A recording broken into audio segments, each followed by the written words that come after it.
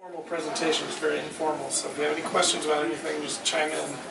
But the work in this show is all basically found object work or made of objects that I make look found.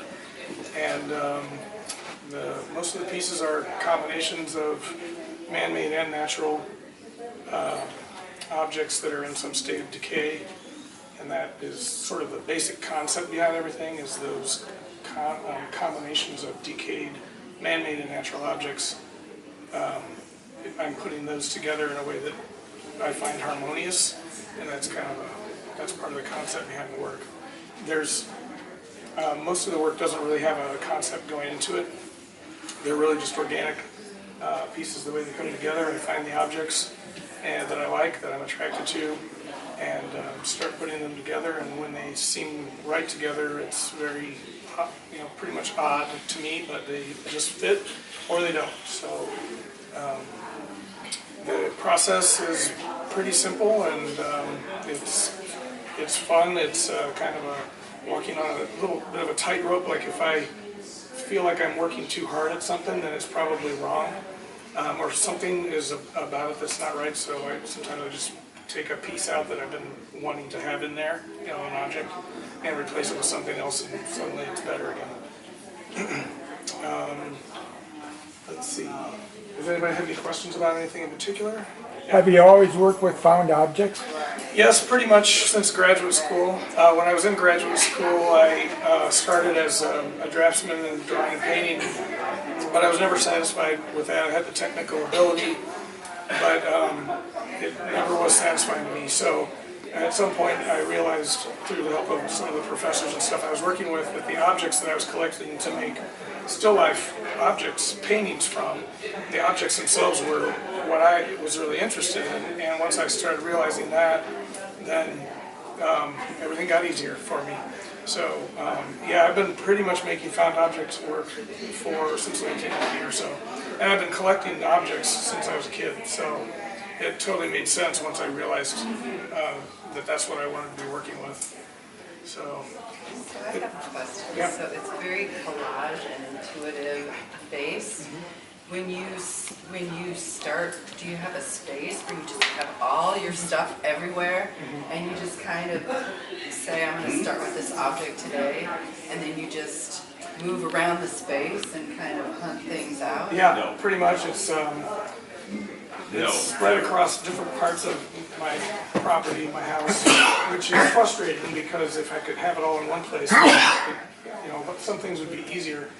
Sometimes maybe I found something recently, so that's the piece I want to try to, I've got it in mind, so I've got something I want to make with that. Other times it's like I go in my studio just to clean it up, and as I'm doing that, I'm picking up objects, and I'm not cleaning up anything. I'm just doing my work. So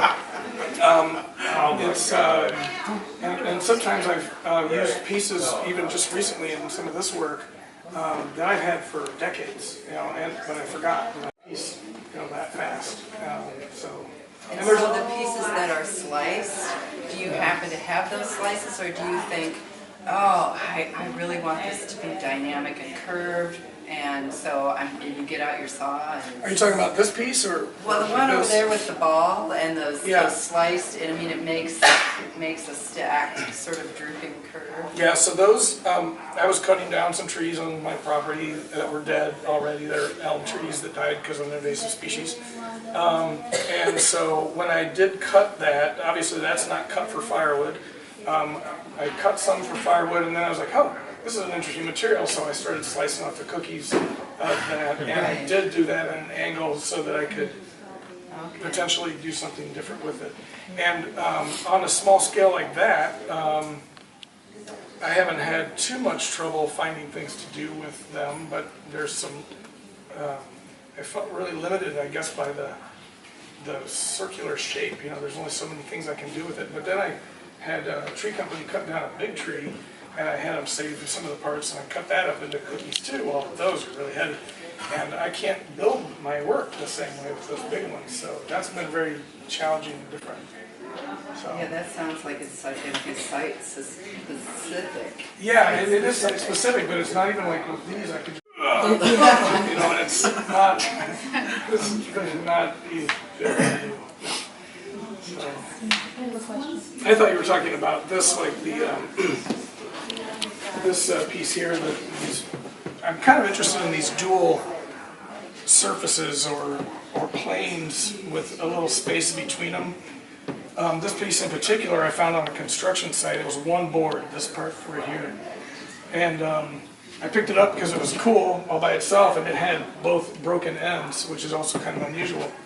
And I started working with it, and as soon as in my studio, as soon as I touched it, I was like, oh, I should cut this in half. And so I started cutting, and then I turned, and I cut it at an angle, and all this was not with any conscious or, deliberate thought. And then I put them like that, and I was like, it's just so simple, and it made itself. All I did was cut it, so, and then I just tweaked some of the little details with some metal and such. But I like the two things in dialogue with each other, not touching and but not opposed to each other either. So you'll see that kind of repeated in a number of ways, either flat, more or less flat, or two dimensions or three dimensions. That makes them feel like they're in relationship rather than repelling. Yep. Is the spiral, to me it kind of reminds me of the cross section of the tree. Yes. Yeah. Right. Yeah, so the drawings, that's a rubber material, it's a roofing material, which I became familiar with because I used to build backyard ponds, and you use that as a liner to keep the water in the pond. It's just a little pond. And so I just kept all the scraps for some reason because I keep things and drag them around with me. And it was years before I actually drew on any of them. But once I started with these spirals, and that one's a concentric circle, and object part of them anymore. And they're just those drawings. You'll see them on my website. Just drawings on rubber. And so it's kind of a branch of the work that has come out of all of this. Because they seem to take on a life of their own. But I like how they're incorporated here in the to me the drawings have a kind of a cosmic aspect to them, You kind of and but the physical object grounds that again. And so I kind of like that combination of physical and conceptual time frame. And by the way, the name of the show is Ground Truthing. That piece is called Ground Truth. And if anybody doesn't know, ground truthing is basically like if you have a map or an aerial view of something and you think that you've got certain features on the landscape, but you have to go and verify that on the ground. That's called ground truthing. So like Google Earth takes satellite shots of all over the planet, and then they also have people that go out and ground truth what they've shot so that they can make sure they're identifying it correctly.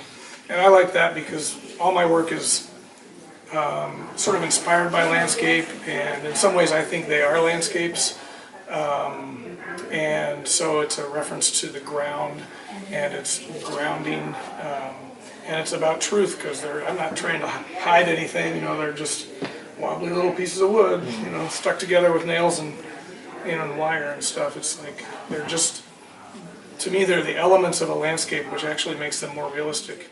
Touch them too. It's definitely, and go ahead. Be careful, you touch them all. But yeah, that's definitely a real component of it, is that not just the texture, the visual part of it, but wanting the feel of that. Yeah, it's almost of the shellac, and most of the time you don't hold them or touch them or whatever. But if you did, you'd see they're very hard. And I didn't really like that either, but like I said, most of the time you're not supposed to be holding them, so. I like the shadows that they Yeah, the shadows are really cool. A lot of the work, I mean, again, that's a treat for me. That's just a bonus, because I don't make things thinking of what the shadow's going to look like. But every time they get in a space like this, like, wow, that's pretty cool. Yeah, look at all that down Yeah, it just adds a whole new level. Yeah, when it's properly lit, then it does add another dimension to it. Yeah. Yeah, and it's funny, these things in my studio just kind of blend into the background of all the other materials. I can see the difference, but But to pull it out and stick it on a white wall, it's like, yeah, that really is, I like that. But yeah, and when I was younger, I definitely, you know, you could see me squatting by the side of the road picking through some raccoon or something like that, squash, and being like, well, I don't think I'll take that. You know, so. But yeah, dumpster diving. I used to work with found objects and dumpster dive. Roadkill was never on my. Yeah, it wasn't really on my list for a long time. They have to be a little further gone before I can tolerate that usually. Like the deer? Yeah, the deer, you know, those things are pretty well decayed by the time I get to them. Otherwise, I just leave them alone now. They haven't, has the material taken over spaces that you brought it home, so I can use something, I can do something with that, and then 2 years later Oh, yeah. you said, why is it still here? Oh yeah, yeah. My wife would. Yeah, that's what I know. She was here. I was going to ask We've her. moved a couple of times, and I've put all this garbage in storage, and I've paid movers to move it, and it's like, what am I doing? You know, this is so I don't need any more stuff. You know, but yeah, so definitely there's plenty of pieces in here that are. And in my house that I've been carrying around for quite a long time. Well, it's stuff. Yeah, it's, Once it's out on the curb, then it's gone. yeah. Somebody once asked me if I was a hoarder, and I said, well, I don't know. And I thought, no, I'm not a hoarder because I'm actually fully intend to use this. These are art pieces, just haven't made themselves yet. So,